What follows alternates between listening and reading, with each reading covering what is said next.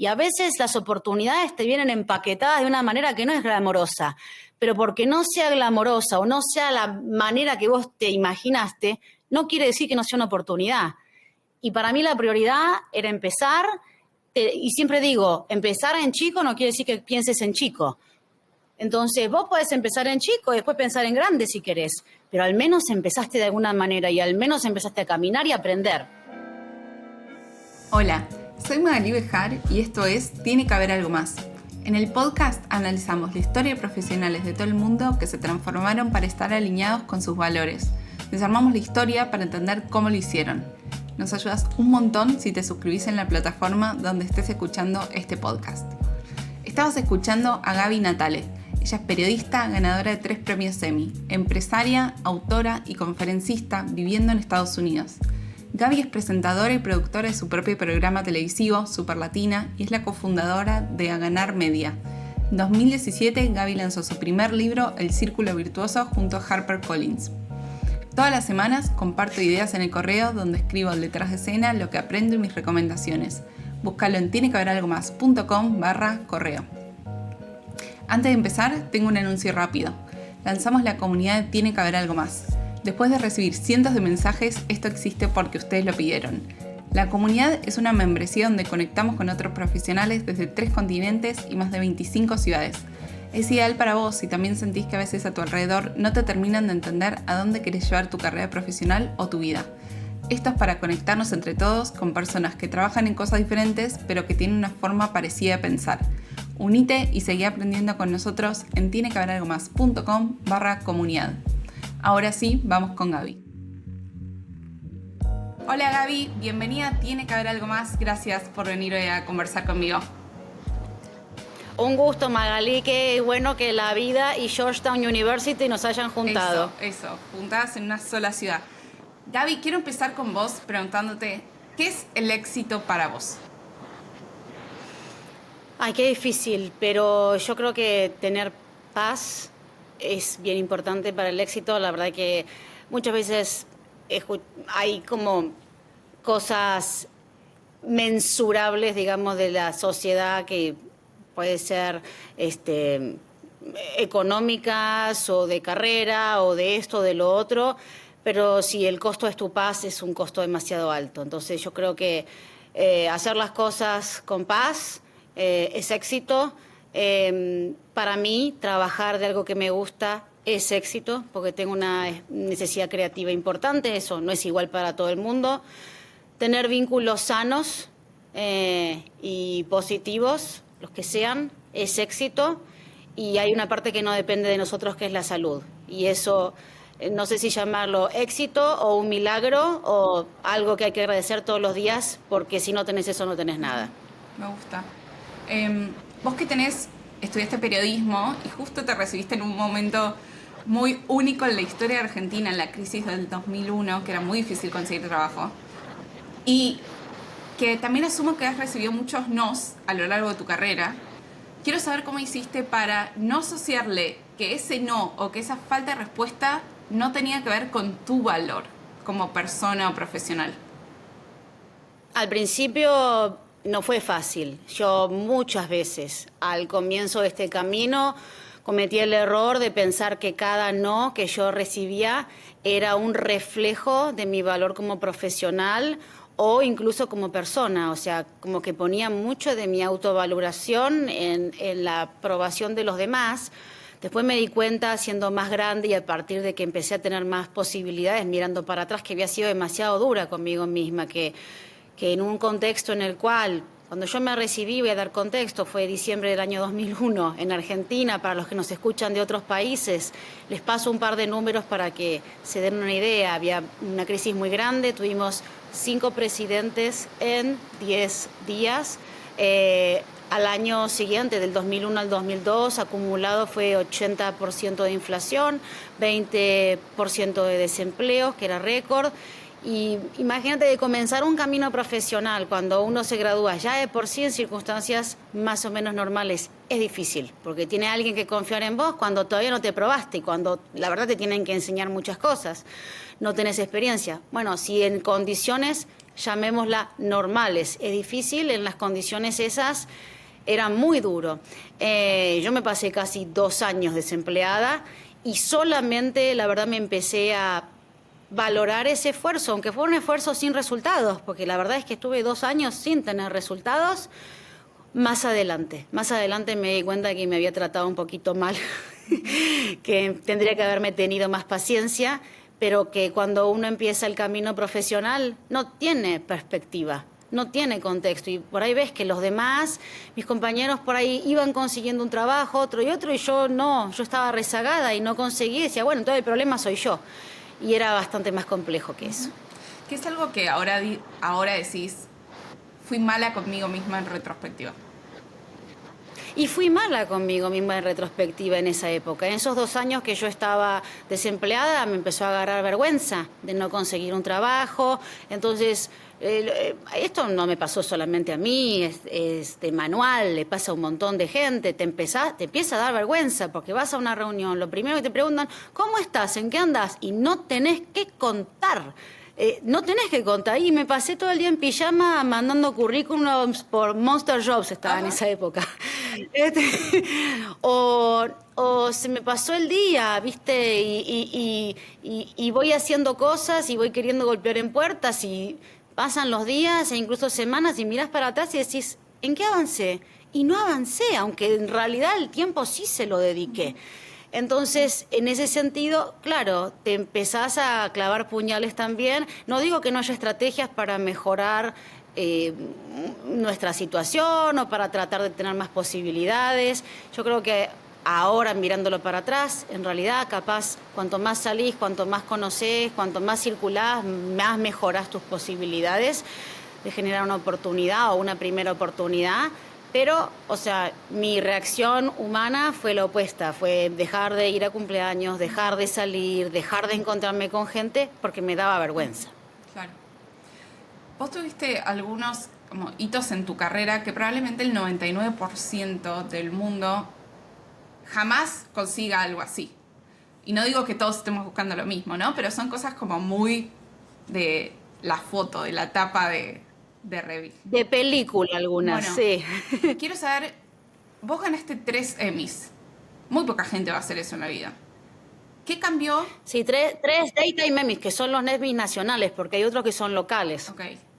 ¿Qué cambió después que ganaste el primero? Gané 2 la misma noche. Bueno, y fue la más sorprendida. Sí. La más sorprendida de todas, más pasmada, si mirás el video, soy yo. Porque nosotros competimos en las categorías de mejor conducción y de mejor show de entretenimiento, siendo una compañía independiente, a Ganar Media, mi compañía, con un equipo muy chico, con un presupuesto minúsculo, y del otro lado teníamos a CNN, a NBC, Telemundo, Univisión, compañías que cotizan en bolsa. Entonces, realmente, cuando vas a un lugar así y vos sos un pigmeo tan chiquitito y del otro lado hay gente con tanta palanca y tantos recursos, pues sí, voy a disfrutar la cena, me voy a sacar la foto en la... voy a sacar la foto en la alfombra, voy a verlo de al lado a Larry King, voy a ver de al lado a gente que no te imaginás que un día por ahí te toca estar en el mismo salón. Yo no tenía o sea, uno siempre es optimista y dice, es una posibilidad, si estás nominado una de 5, una de 6, matemáticamente estás ahí. Pero que ocurriera realmente era algo muy improbable. Y ocurrió 2 noches. Y lo que yo aprendí de esa lección es una cosa que me dijo mi directora de programación en ese momento. Cuando nos nominaron, yo fui a hablar con ella y le dije, mira, Doris, estamos nominados, pero estamos en contra de toda esta gente. O sea, en contra, no, en la misma categoría, en la misma nominación. Y ella me dijo, mira, Gaby, en la vida y en el trabajo no todo es la plata.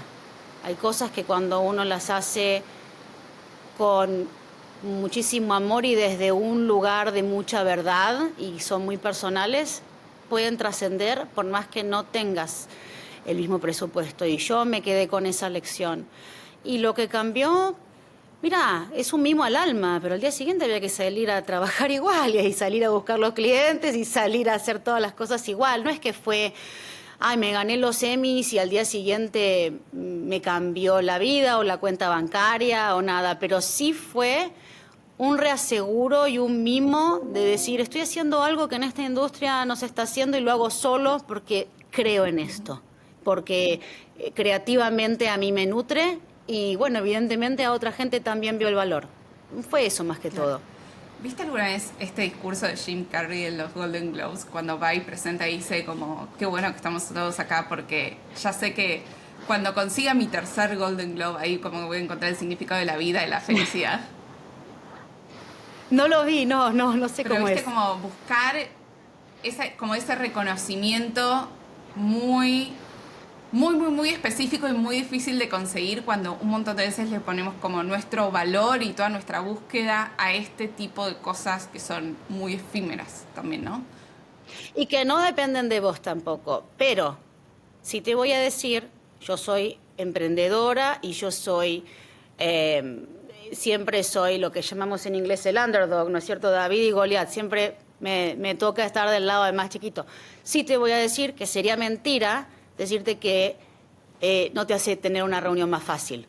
Es un sello de que tu industria te dio el honor más alto que existe para esa industria. En otras industrias, en el cine será el Oscar, si vos competís en las Olimpiadas es la medalla de oro, para el fútbol, para nosotros la Copa Mundial, en cada uno es algo diferente. Entonces sí es algo que no depende de vos, porque lo vota otra gente, pero que en ese sentido es no solamente un mimo al alma, sino que también para otra gente que no te conoce, es una manera de que al menos quizás estén más abiertos a darte una reunión. Bien, viendo tu charla TED, que la disfruté mucho, hay un tema que vos mencionás que no es, me parece súper importante de cambio de culturas, que es, quiero saber qué aprendiste vos de que otras personas juzguen tus habilidades porque tu inglés tenía un acento latino. Claro, yo digo ahí, es como, aún al día de hoy me cruzo con gente que piensa que yo no tengo educación solo porque el inglés es mi segundo idioma. Y lo cual es loquísimo, porque estás penalizando a una persona que es multilingüe. O sea, me penalizás por hablar muchos idiomas, no tiene ni pie ni cabeza. Entonces, para mí, este tema, que se llama accentism en inglés, acentismo será en español, no sé si exista la palabra, es un tema que la verdad, aunque no lo puedas creer, es muy tabú todavía. Y dentro de todas las conversaciones de diversidad y de inclusión que hay en las diferentes empresas y en ámbitos de trabajo, no tiene todavía el lugar que debería tener, porque cada vez que yo abro esa caja de Pandora, yo hago charlas de liderazgo y programas de liderazgo con corporaciones globales y con diferentes compañías. Cada vez que yo abro la caja de Pandora del tema de los acentos, no sabes la cantidad de gente, sean latinos o de la India o de donde sea, que empiezan a abrirse y me empiezan a decir, a mí me pasó, o a mí me presionaron para que yo neutralizara mi acento, o la verdad que me hace bien verte en esos escenarios porque me doy cuenta que yo mismo estoy pensando que no lo puedo hacer o me limito solo porque tengo un acento. Y esto es un tema que tiene dos partes. Hay una parte interna, o sea, hay una parte donde uno por ahí se siente menos confiado. ¿Por qué? Porque siempre que vas a conferencias, o la mayoría de las veces en conferencias y en lugares, escuchás a gente que tiene el acento nativo, lo que se llama acento nativo en inglés. Y hay otra parte que no están locos, o sea, muchas veces se ha penalizado a la gente por tener un acento diferente o porque el inglés fuera su segundo idioma. Yo soy la primera autora latina publicada por la División de Liderazgo de la editorial HarperCollins. Tuve que luchar para hacer el audiolibro en inglés de mi propio libro. ¿Por qué? Porque mi acento es diferente y nunca tuvieron una autora como yo. Entonces yo me planteé y les dije, miren, esta es mi historia, son mis ideas, mi copyright es todo mío. ¿Cómo no voy a ser yo la narradora? Y ahora sí, si lo quieren ver en Audible, en donde sea, soy yo la que estoy contando mi historia. Pero no tenía ni pie ni cabeza que tuvieran una actriz con un acento neutro contando la historia de un inmigrante. Es un despropósito. Claro. ¿Qué fue para vos lo más desafiante de ser expatriada cuando llegaste a Estados Unidos? Bueno, yo nunca me hablo a mí mismo como expatriada, porque me suena como que es el destierro de Roma antigua, que era como es el deshonor más grande que hay, estar fuera de tu tierra. Tengo una visión, y muchas veces cuando escucho gente que piensa si un familiar se va o si ellos se van, mi punto de vista es que no es tan dramático necesariamente. Sí, claro, es un cambio enorme, pero yo soy una agradecida de que justo los cambios de tecnología fueron acompañándome en mi vida. Ni bien yo me fui de Argentina, estaban las tarjetas telefónicas, que vos marcabas un numerito. Entonces yo estaba de novia con el que hoy es mi marido y charlaba. ¿Por qué? Por la tarjeta telefónica, estaba feliz. Cuando empecé a manejar, que me tocó empezar a manejar en México, imagínate, no me oriento para nada, justo inventaron el GPS. Entonces me pude manejar. Y ahora, aunque sea, están las videollamadas, hay tantas cosas. Me acuerdo que mi mentor de tesis, cuando yo estaba haciendo la maestría, él se tuvo que ir en la época en Argentina la dictadura, ¿no es cierto? Para los que nos escuchen en otros países, muchísima gente se fue por diferentes razones o porque fue perseguido, etcétera. Y él me decía una cosa que nunca me voy a olvidar, Magalí. Él me dijo, yo cuando llegué a Madrid, él se fue a Madrid, me iba al aeropuerto de Barajas a ver los vuelos de aerolíneas que llegaban para mendigarles un Clarín o un La Nación y ver qué noticias podía leer y pescar de la Argentina. Esto antes de que inventaran la internet, obviamente. Y eso realmente es una experiencia muy fuerte, porque no te enterás y porque no podés llamar y porque es tan caro. Y yo siento que en este momento que está globalizado, que hay tanta tecnología, quienes vivimos en el exterior tenemos una experiencia muy diferente. Mi mamá muchas veces me dice, hablo más con vos que con los que viven acá, con tus hermanos. Me da más bola y nos juntamos. Yo de la semana pasada estuve en Argentina y no es que me tuve que poner al día con mi familia, ya estábamos al día. Claro que es más lindo poderte abrazar y comernos unas medialunas juntos, ¿viste? Pero yo siempre pienso que cada decisión que uno toma en la vida tiene que hacerse cargo y vivir con sus consecuencias.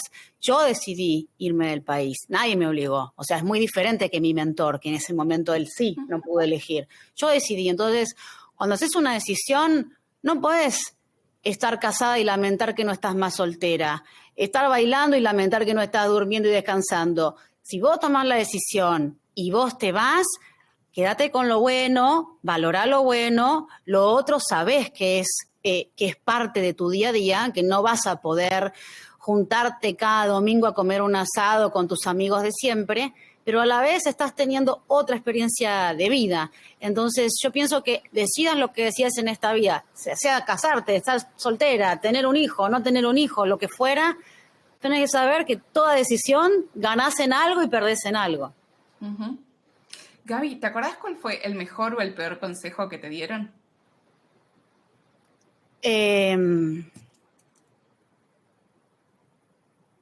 Peor consejo, de alguna manera, todos los consejos que tengan que ver con convertirte en alguien que no sos, como receta para que te vaya bien en tu trabajo, que te vaya bien en la vida, porque es un consejo que irremediablemente te hace infeliz, por lo menos a mí. Yo no puedo sostener contorsionarme para entrar en un molde de lo que se supone era la conductora o la periodista o lo que fuera.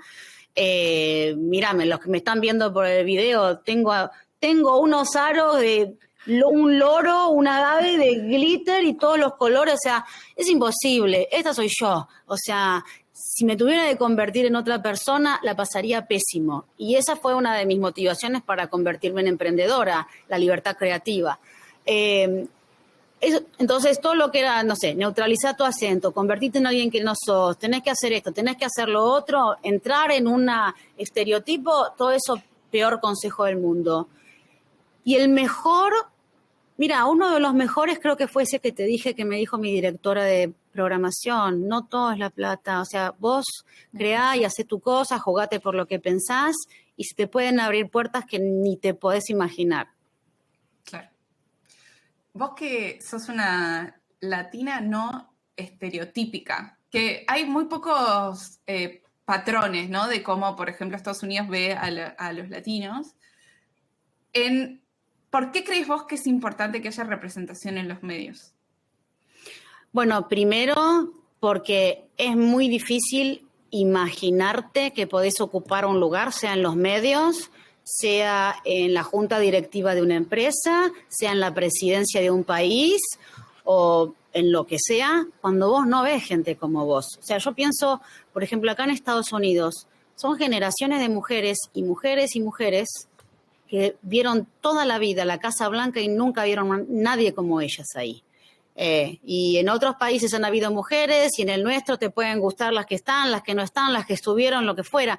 Pero simplemente poder ver a alguien con tu género en espacios de poder ya te cambia la cabeza. Y yo siento que acá en Estados Unidos es muy fuerte que en un país tan poderoso y donde pasan tantas cosas y donde hay tantas charlas, todavía año 2023 las mujeres de este país jamás pudieron ver en la Casa Blanca a alguien como ellas en el puesto de mayor responsabilidad de un país. Uh-huh. Total. Leyendo tu libro, El Círculo Virtuoso, hay una parte que me gustó mucho que quiero leer. Esto viene de una historia de cuando vos decís cómo aplicar para contar tu historia en un concurso que se hacía de YouTube. Y ahí, escuchá este párrafo, audiencia. Gaby escribió: a diferencia de todas las veces anteriores, la noticia era mi propia vida y eso cambiaba todo para mí. Esa noche, antes de irme a dormir, la voz de mis miedos volvió al ataque con su monólogo incesante. ¿Quién te crees que sos para que otros escuchen tu historia?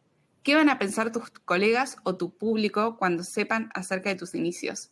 Vos solita te metiste en este lío. ¿Quién te manda a exponerte así sin motivos? Mis miedos estaban haciendo un último y desesperado intento a fin de hacerme renunciar. Me puse la almohada en la cabeza como si pudiera callarlos y me quedé dormida.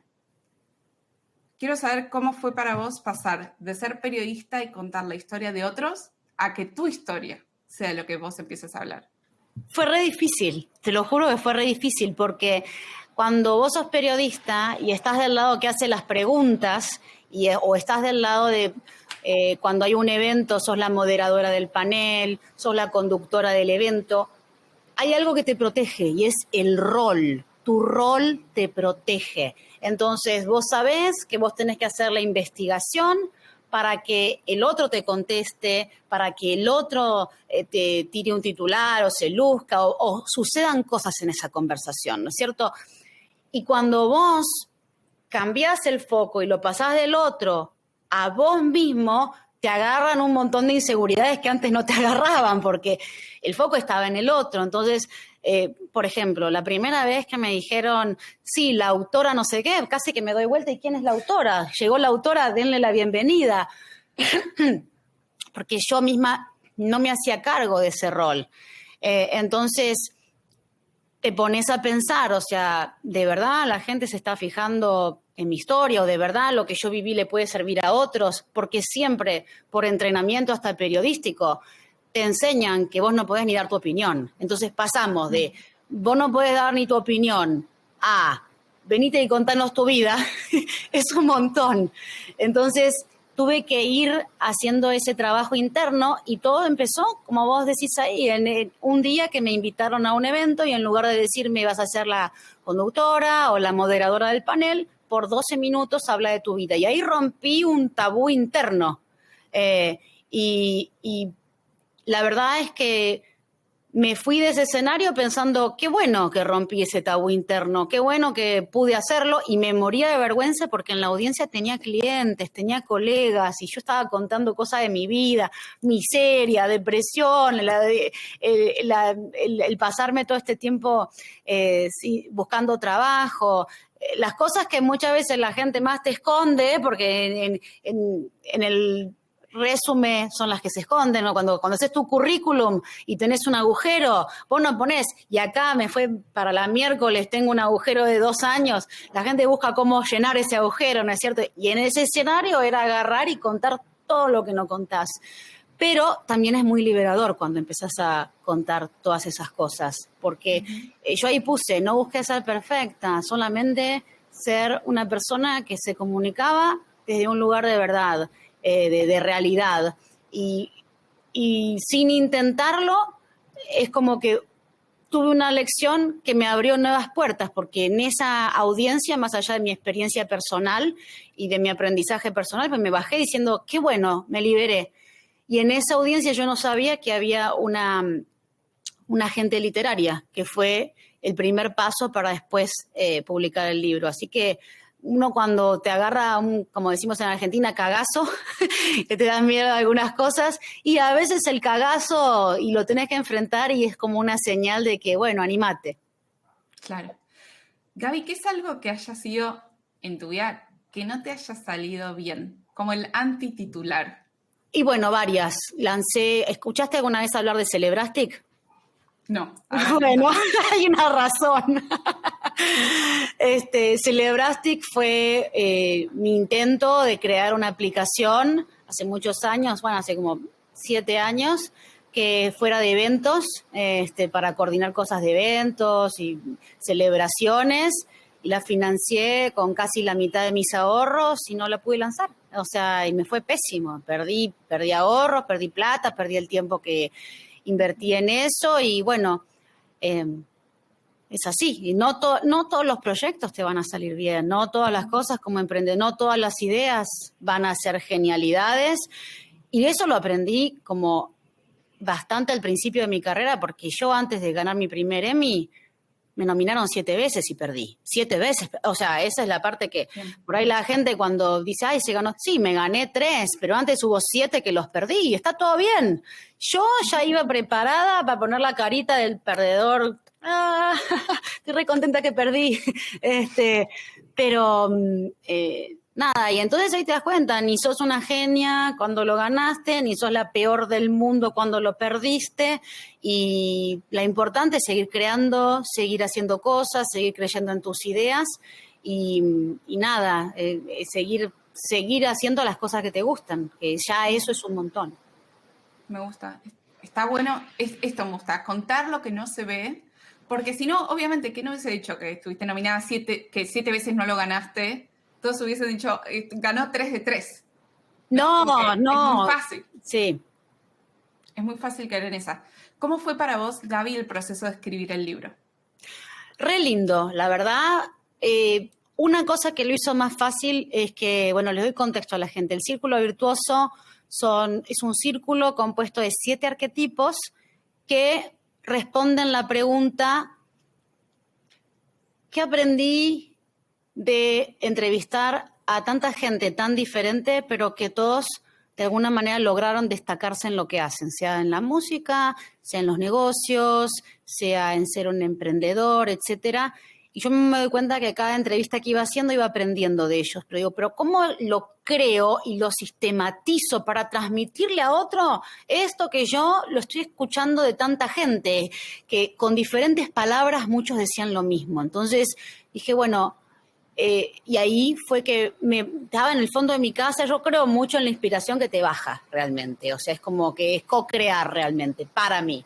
Estaba en el fondo de mi casa y me bajó el círculo virtuoso y los 7 arquetipos que van del soñador hasta el líder.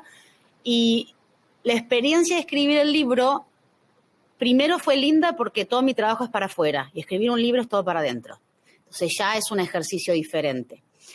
Y segundo, porque la estructura misma del libro te va llevando. Cada arquetipo es un capítulo y cada capítulo tiene una entrevista con una persona, tiene la descripción de qué se trata ese arquetipo, tiene una historia personal mía. Entonces la estructura para alguien, para un primer libro, tener una estructura así, que en realidad se fue dando, no es que lo haya buscado específicamente así, pero la estructura te va llevando y te va conteniendo. Ahora, para el próximo, pregúntame cómo va a ser, porque no va a ser un círculo de 7 arquetipos, así que va a ser una experiencia diferente. Bien, ese va a ser más difícil. Hay algo que me interesó mucho que leí de vos, que es que vos trabajaste muy al principio de tu carrera cubriendo temas migratorios entre México y Estados Unidos, y a partir de eso te terminé contratando Univisión. Pero después renunciaste ahí. ¿Cómo pensaste en renunciar a un trabajo que todos te decían que no lo dejes? Fue fácil la decisión porque dos cosas.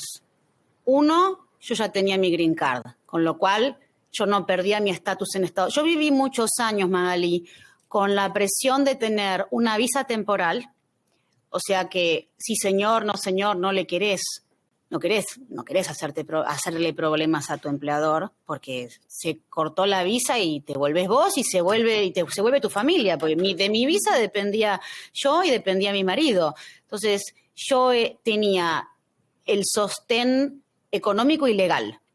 Entonces era un montón de presión. Entonces imagínate que yo, sí señor, no señor, nunca hacía líos, nunca ibas a pedir una gran cosa, ni no te vas a plantar y decir, denme el aumento o me voy.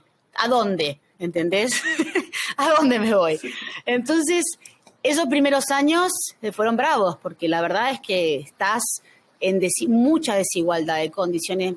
Mi marido y yo, Andrés, siempre decimos que es como que te subís a un ring para pelear y tenés una mano atada en la espalda, porque no podés competir igual para conseguir un nuevo trabajo, no podés competir igual para plantarte en una negociación, no estás en igualdad de condiciones. Entonces, cuando primero sale mi green card y yo digo, wow, bueno, ahora si se termina este trabajo puedo buscar otro. Puedo estudiar, puedo trabajar, puedo emprender, puedo hacer un montón de cosas. No es me echan y me vuelvo. Entonces ya eso te cambia un montón.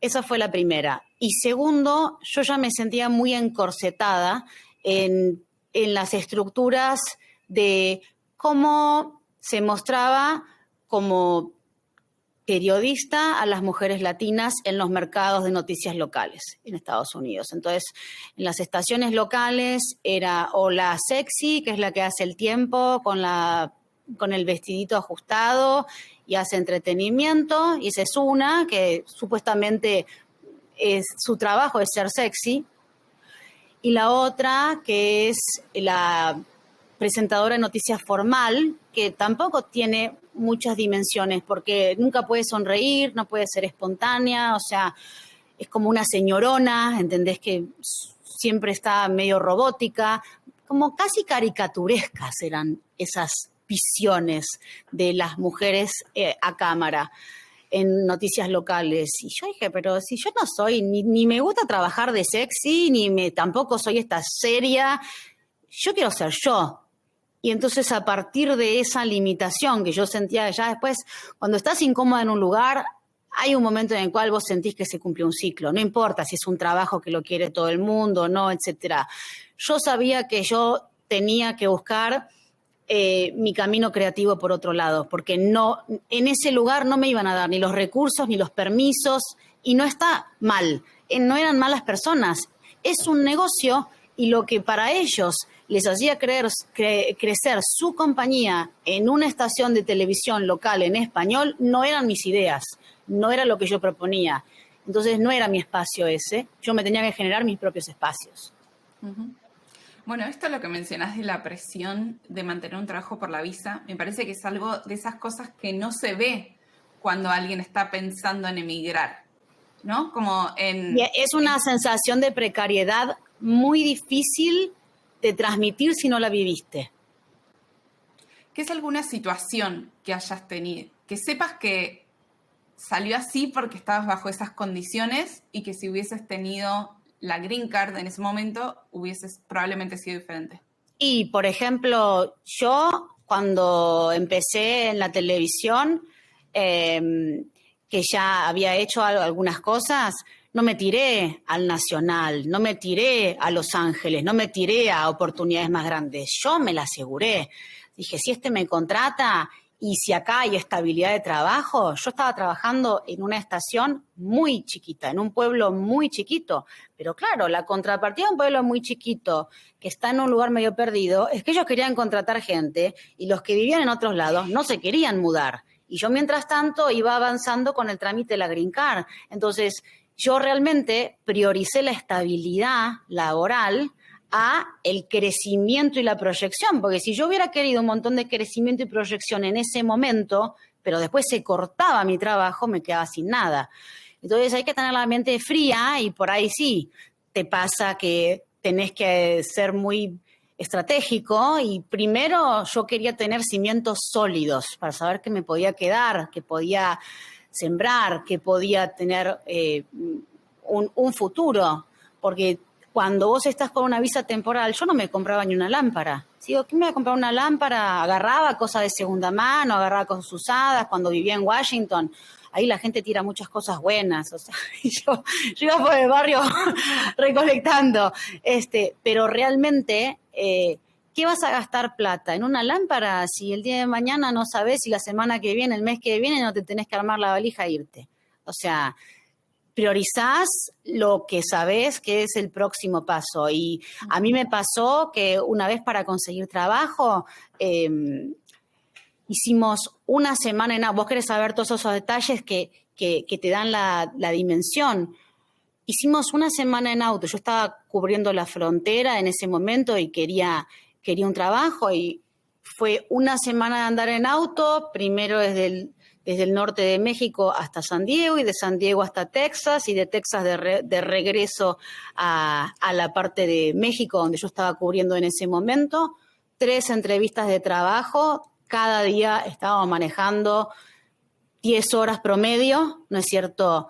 Y todo para buscar la oportunidad, porque realmente estás en desventaja de otros que se presentan y que o son ciudadanos o ya tienen su green card, etcétera. Entonces, tenés que vos ser más flexible, aunque estés sobrecalificado muchas veces, ¿para qué?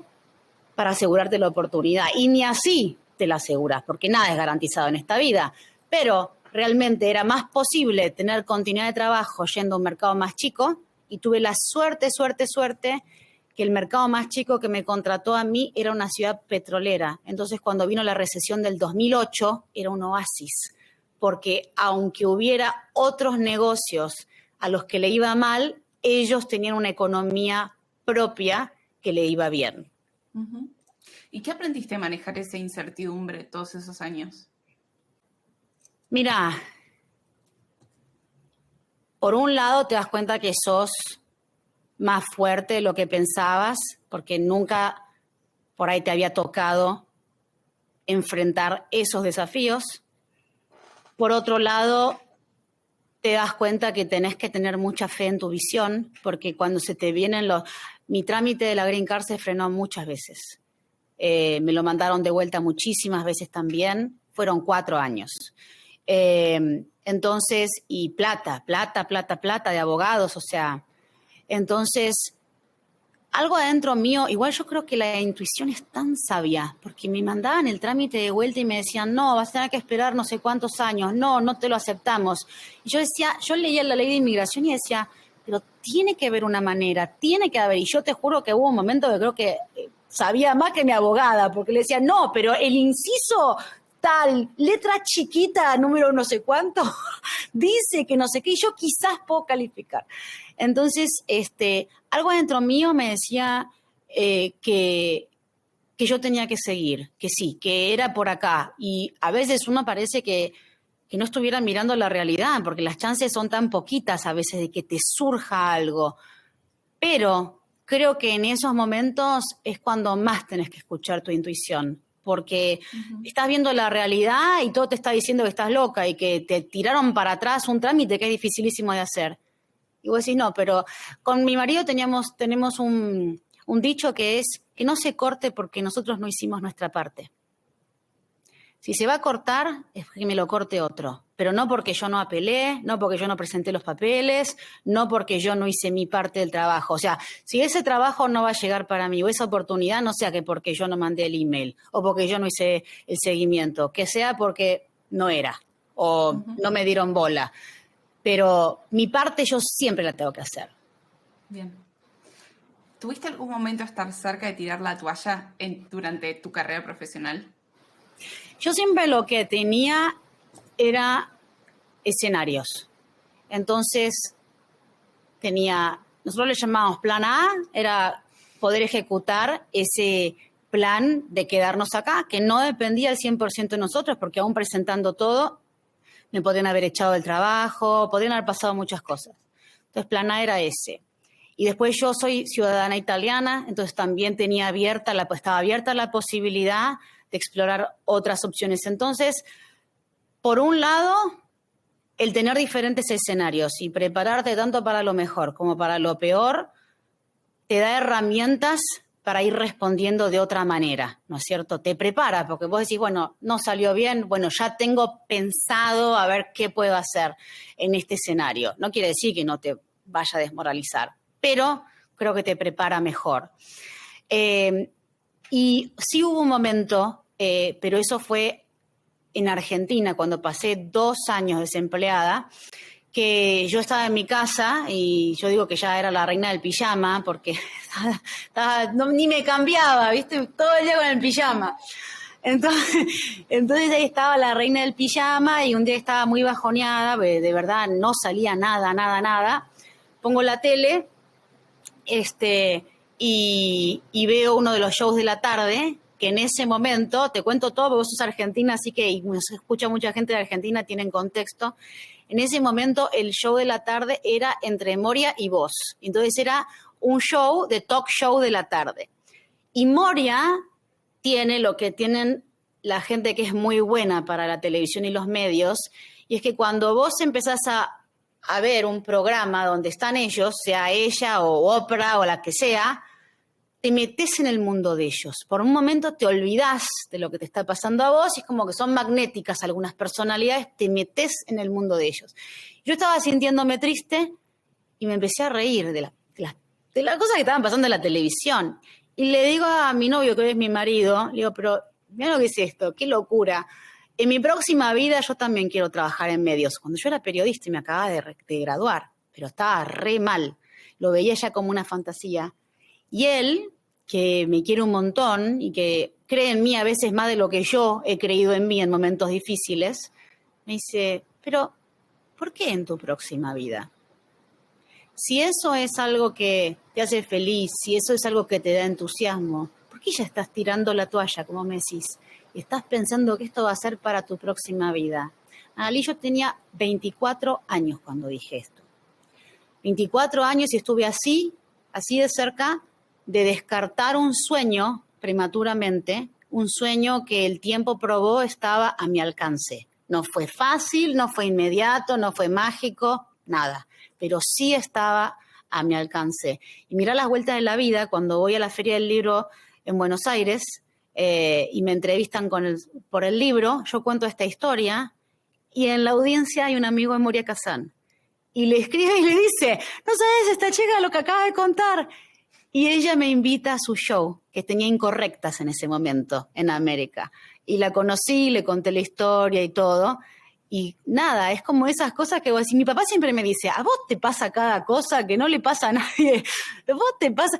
Y le digo, no sé, a veces es abrir el corazón y contar diferentes historias y ver con quién conecta y con qué conecta, porque todos atravesamos subidas, bajadas, desvíos, momentos jodidos, pero si todos los estamos escondiendo y solamente estamos con la parte más brillante, solamente nos sentimos más solos, porque a todos nos pasa.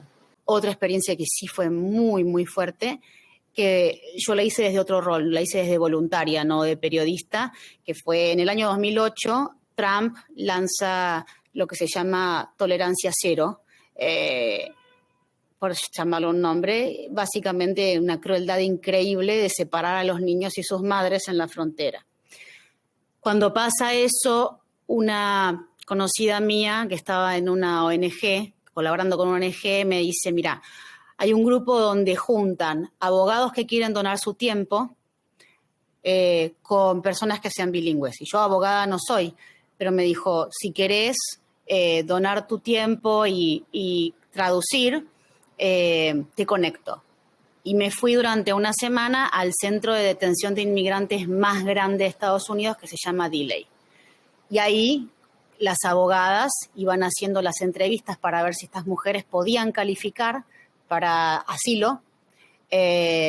Muchas estaban escapando de violencia en Centroamérica. Historias tremendas, pero tremendas. Y después te enterás también las indignidades de que en algunos centros de detención no les querían dar toallitas higiénicas, indignidades de las separaciones entre madres e hijos y los traumas, o escuchar que un guardia te dice, qué fácil la tienen estas, tienen todo pago, casa paga, comida paga, todo pago, o sea, es tremendo. Pero también la satisfacción de que hemos acompañado a algunas mujeres, las audiencias eran virtuales, entonces tenían un tráiler al lado donde el juez, que me tocó a mí en uno de los casos, estaba en Nueva York, y la satisfacción de que una de esas mujeres que acompañamos la dejaron libre y le dieron la posibilidad de iniciar su trámite. O sea, es tremendo, porque yo estaba ahí, era la que traducía y era la que estaba... No era ni mi vida, ni era mi hijo, ni era mi nada, pero te juro que estaba en ese banquillo y te morís. Y son cosas que no te olvidas más realmente. Qué fuerte. ¿Qué rol crees que juega la suerte en nuestras vidas? Juega un rol, pero hay que acompañarla. Despertarse todos los días y no tener dolores crónicos es suerte. No es mérito, es suerte. Entonces, no es lo mismo despertarte todos los días y estar luchando con un dolor tremendo antes de empezar a hacer un trabajo, que despertarte todos los días y poder hacer el trabajo sin tener ese dolor. Entonces, todo lo que es salud, uno lo puede acompañar, tener buenos hábitos, pero al final del día hay un factor suerte. Lo demás, yo siempre pienso, mira, hay dos maneras de ver el mundo que a veces parece que fueran irreconciliables, pero yo creo que no lo son. Por un lado, hay una manera de ver el mundo que vos ves el mundo como los grandes sistemas, ¿no? Y como que los sistemas determinan tanto de nuestra vida, y lo es así. Hay desigualdades sistémicas que son tremendas y sí determinan cosas en nuestras vidas a diferentes grados. Hay gente que le determina mucho más, hay gente que los beneficia mucho más. Entonces, cuando te centrás en el sistema, a veces te sentís que no tenés poder sobre nada, pues son tan grandes estos sistemas y te sentís como insignificante. Y después del otro lado, otra manera de ver el mundo es, todo depende de mí, si yo lo pienso y lo creo, todo pasa y los sistemas no existen y sí, mentalizate, vamos, y ignorás toda esa otra parte. Y para alguien que está empezando en un lugar donde el sistema no fue muy generoso con ellos, es no solo desconsiderado, sino hasta cruel ignorar que no todos empezamos desde el mismo lado. Pero para mí, y en esto es muy personal, y yo pienso de la gente que está tratando de cambiar el mundo, romper barreras, los pioneros, como digo yo, se paran desde un lugar donde por ahí te das cuenta de que por ahí puedes reconciliar las dos cosas. Sí, no puedes estar ciego a las desigualdades de los sistemas, existen, pero también al tiempo que vos reconoces que esos sistemas benefician y perjudican de diferente manera a cada uno de nosotros, también hay que reconocer que lo que nosotros hacemos cada día tiene un impacto. Uh-huh. Y en ese reconciliar los dos, creo que es donde se abre el cambio. Bien, sí, 100%. Y bueno, también esto que vos contás, ¿no? De que el lado de la frontera nacés te hace que partas de... O sea, que tu salida, tu punto de partida esté desde otro lado. Uh-huh. Gaby, quiero saber cómo es que empezaste a hacer un show de televisión desde... me encanta esto, desde un depósito de alfombras. Desde un depósito de alfombras. Bueno, cuando se abre el tema de la Green Card y yo digo, bueno, ahora puedo emprender, digo, este es el momento de preguntarme qué quiero hacer, porque hasta este momento fui haciendo lo que pude, lo que fui consiguiendo, etcétera. Pero ahora puedo agarrar y, por ejemplo, combinar, que es lo que yo hacía, dar clases en universidades, que yo daba clases en 3 universidades diferentes para pagar las cuentas, y decir, bueno, mi parte creativa, en mi tiempo libre, ¿qué quiero hacer? Por primera vez, desde que había emigrado, podía preguntarme eso.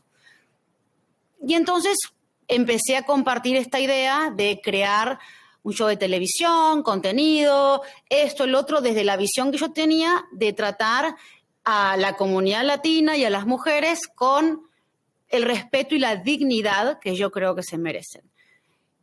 Y mira lo loco que es, que la persona que me aprueba el proyecto es un americano, no es un latino. Era el director de programación de un canal local que me dice, mira, la verdad que el fin de semana en este canal que tenemos medio un bloque que podría ser latino, no sé qué, así que me interesa. Y yo, desde la ingenuidad que no llevé ni un piloto, no tenía ni una cámara comprada, nada, era como, hice un PowerPoint y te cuento. Creo que a veces es mejor saber y a veces es mejor no saber, porque la ingenuidad de no saber te hace a veces ir y presentar cosas. Y entró, es como que tiraste la pelota de la otra punta y por lo que fuera entró, ¿viste? Entonces no sabía yo cómo eran las reglas de presentar proyectos así.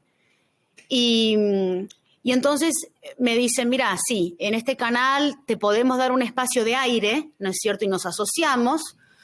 Vos ponés las cámaras, las luces, nosotros te damos el aire, te puedo dar 2 personas, un director y un camarógrafo que te ayuden, los contenidos los desarrollás vos, la edición la haces vos, etcétera, y el modelo de negocios es en el corte comercial, nos dividimos el inventario. Tantos minutos los comercializás vos, tantos minutos los comercializo yo.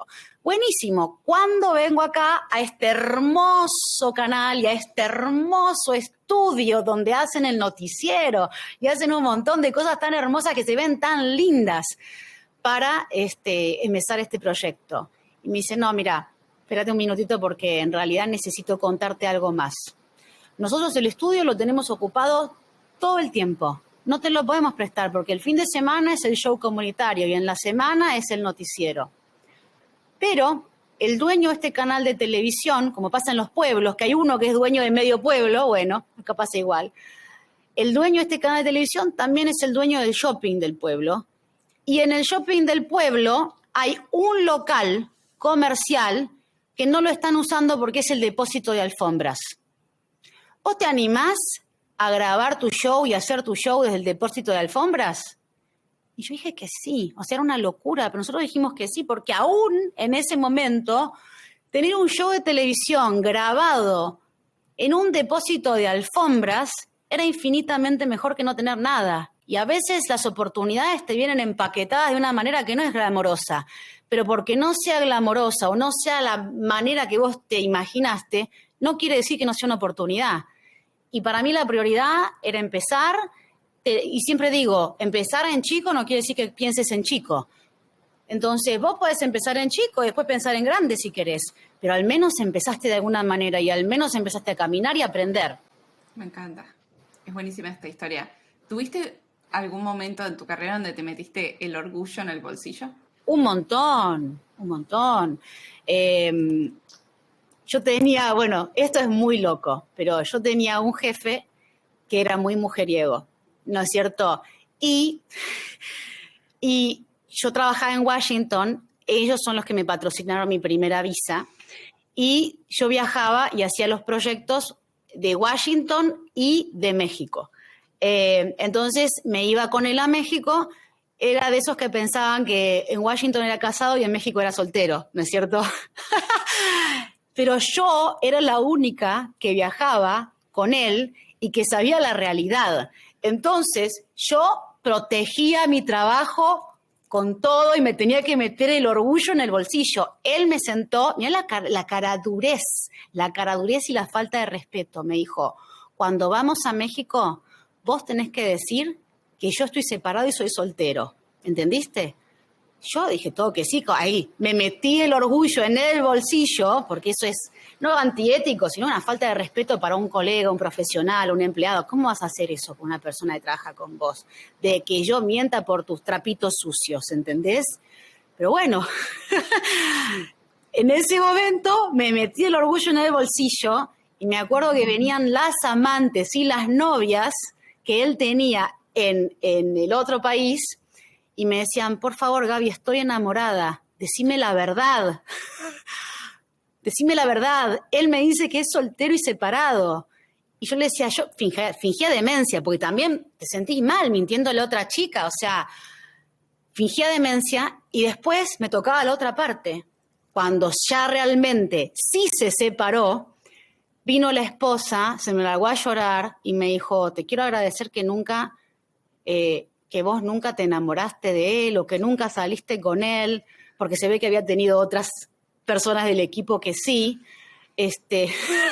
No, una situación muy alocada, de las mujeres de un lado de la frontera y las mujeres del otro lado de la frontera, y yo que trabajaba con él en ambos proyectos, era la única que sabía todo, pero no decía ni mu. Así que esa fue una situación que por cuestiones que me excedían a mí, pero sí fue humillante, la verdad que no hay que aguantarse esas cosas, pero no tenía otra.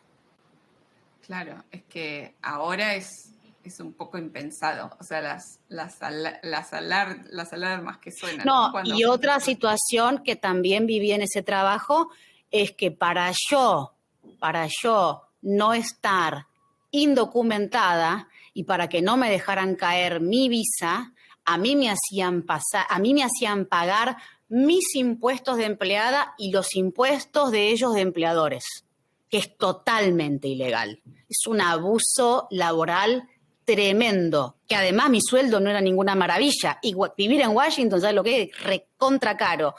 Entonces, si yo decía, no, acá me pongo firme, creo que hay, ahora que yo ya conozco más, creo que hay mecanismos del Departamento de Estado o del Departamento de Trabajo, que puedes hacer una denuncia, que puedes decir... Pero entre el medio que haces todo eso, si te quedaste sin trabajo y te tenés que volver porque no tenés más visa, no te sirvió de nada hacer el reclamo. No sé, o sea, es muy delicado. Ahora creo que había ciertas maneras de hacer el reclamo, pero al mismo tiempo para mí era muy complejo porque yo necesitaba esa visa y la parte legal y económica dependía toda de mí. Entonces... ya ves que hay varias instancias que me tuve que meter el orgullo en el bolsillo y hacer algunas cosas que de otra manera, si hubiera tenido un pie más firme, no las hubiera hecho realmente.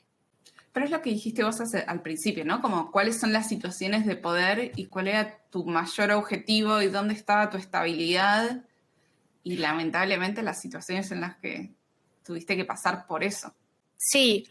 Tratás de ser estratégica y decir, bueno, está mal lo que están haciendo, no tendrían que hacerme pagar mis impuestos y los de ellos, pero quiero enfocarme en que creo que en este camino voy a poder dejar a esta persona o esta situación atrás y tener esa claridad y esa fe en vos mismo y en tu visión de decir, es temporal, no te enganches tanto, o sea, bueno, no podrás hacer nada, pero no te sobra nada de plata, pero a esta persona y esta situación yo la voy a dejar atrás. Y se cumplió. Bien. Gaby, ¿cómo hiciste vos hasta llegar a encontrar un concepto que ahora es como muy representativo tuyo, que es este concepto de ser pionero o pionera, que es algo muy difícil de encontrar como un concepto y un nicho muy específico? ¿Cómo fue tu proceso para llegar a eso? Porque un día me puse a pensar, al final yo hice un montón de cosas todas diferentes. Medios, autora, emprendedora. Y es como que miré y dije, bueno, pero tiene puntos en común, ¿no es cierto? Y los puntos en común que yo veía era cuando, si estaba pensando en medios y en televisión, era de romper barreras como una emprendedora que tenía una estructura mucho más chiquita y del otro lado había competidores más grandes y a la vez esos semis, o sea, en mi categoría, por ejemplo, de conducción fui la primera mujer, en la categoría de mejor show fue una producción independiente y no había habido producciones independientes antes en esa categoría. Entonces, cuando me publicaron el libro en inglés, la primera autora latina, División de Liderazgo de HarperCollins. Entonces, estaba todo el tiempo. Y el audiolibro, nunca habían tenido una que tenía un acento extranjero.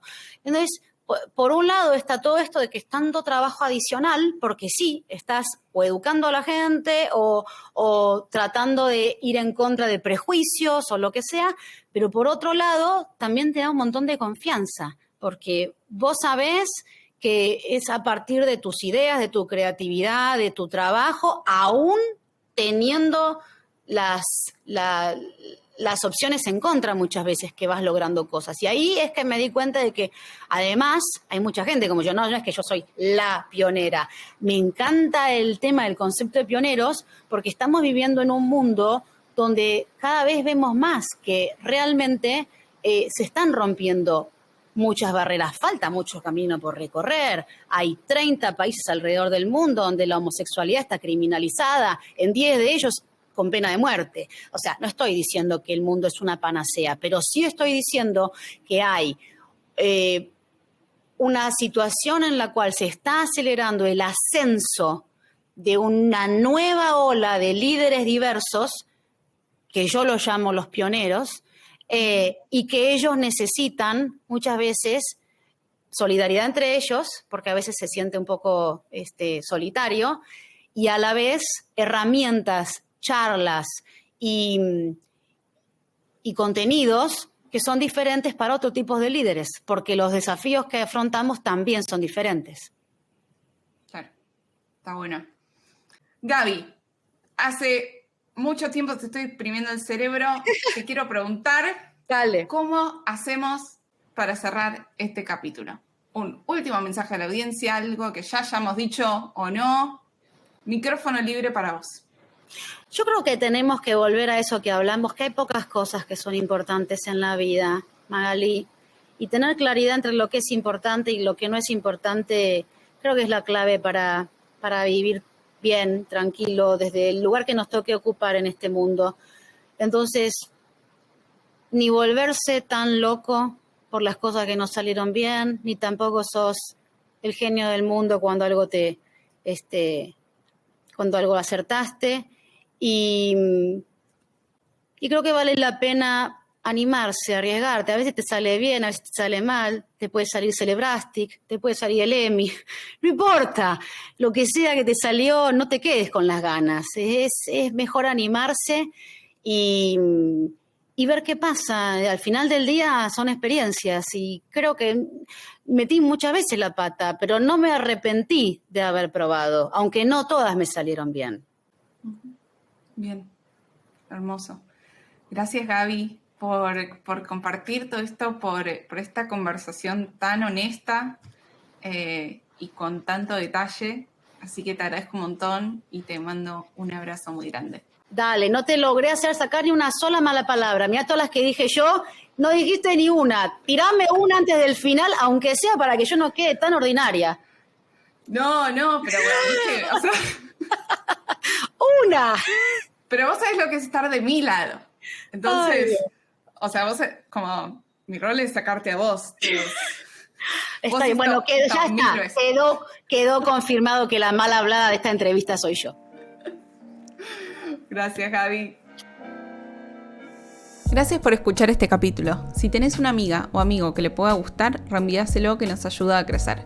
Todas mis reflexiones mientras construyo Tiene que haber algo más están en el correo semanal en tienequehaberalgomás.com/correo. Todos los links de lo que hablamos están en tienequehaberalgomás.com y mándame tus comentarios por redes sociales. Nos vemos la semana que viene.